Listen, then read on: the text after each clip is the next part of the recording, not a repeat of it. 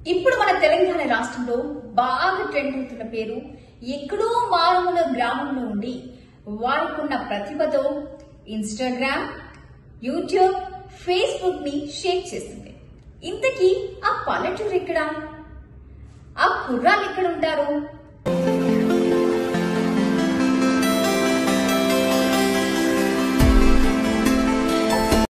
పల్లెటూరు కుర్రాల్లో ఒకరైనటువంటి దేవేంద్ర వారి ఇల్లు దగ్గర మనం ఉన్నాము. తల్లి గారు ఉన్నారు. అమ్మ నమస్తే అమ్మ. మీ కొడుకు ఈరోజు వీడియోలు చేసి అంత స్థాయికి పోయినాడు కదా, మీకు ఎట్లా అనిపిస్తుంది? ఈ రోజు నా కొడుకు ఇంత శీతలు ఉంటే ఆ ఖజీరు వల్లనే నా కొడుకు ఎదిగిపోయినాడు.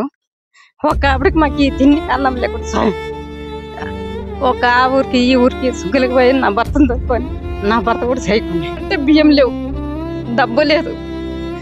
ఆ స్థితిలో ఈ స్థితికి తెచ్చాడంటే ఇంతకన్నా దేవుడు నాకు అదృష్టం కొడుకు ఇచ్చాడని కదా సరే నేను భావిస్తాను.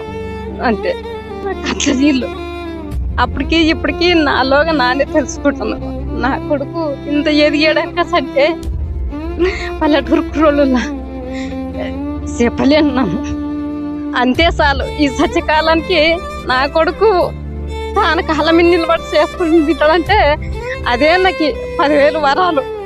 అంతకన్నా నాకు ఎక్కువ ఏం లేదు. ఇంతవరకు చేసి ఇంత ఈతలే శీతలే నన్ను ఉండానంటే ఆ ఖజీరు నా కొడుకు నేర్పించింది. ఇదంతా ఇంత పెరిగాడా, ఇంత తెలివితేటలుంటే ఇంత అలా చేస్తాడంటే ఇంకా నాకు ఇంతకన్నా ఎక్కువైంది దేవుడు సాలింతే అనక సరే నన్ను సంతోషం పడ్డాను. అంతే చాలు నాకు. మరి ఎన్ని జలంలో కానీ నా కొడుకు ఇట్లా అదృష్టం కొడుకు మరి నాకు పుడతాడో లేదో అనుకుంటున్నా. కానీ మంచి పిల్లగాడు, తండ్రి అట్లా ఉన్నా కూడా కొడుకు బుద్ధివంతుడు. అదే సార్ నాకు అంతకన్నా ఆనందం నాకు ఇంకా ఏమొద్దు. ఈయన్ని చూసుకొని నాకు ఈడే నాకు లోకం అంతా మరిపిస్తాడు. ఇంకా ఈడు నా దుఃఖమే మరిపించా. ఇన్ని దినాలు కష్టపడిందల్లా ఇప్పుడు ఈడు ఈ దుఃఖం ఉంటే నాకు దుఃఖమే మరిపించా. ఆనందం మీద ఒక ఇంట్లోన మాకి ఈ అవార్డు ఇచ్చడానికి పోలీసులు ఎక్కడ మంది చూసి టీవీలలో చూస్తారు, సెల్లులలో చూస్తారు. ఈ పిల్లోనికి ఇవి అవార్డు ఇచ్చినారు ఈ పిల్లలకంటే నాకు ఆ రోజు అన్నము తినుకున్న కూడా తిన్నంత అయింది, కడుపు నిండింది.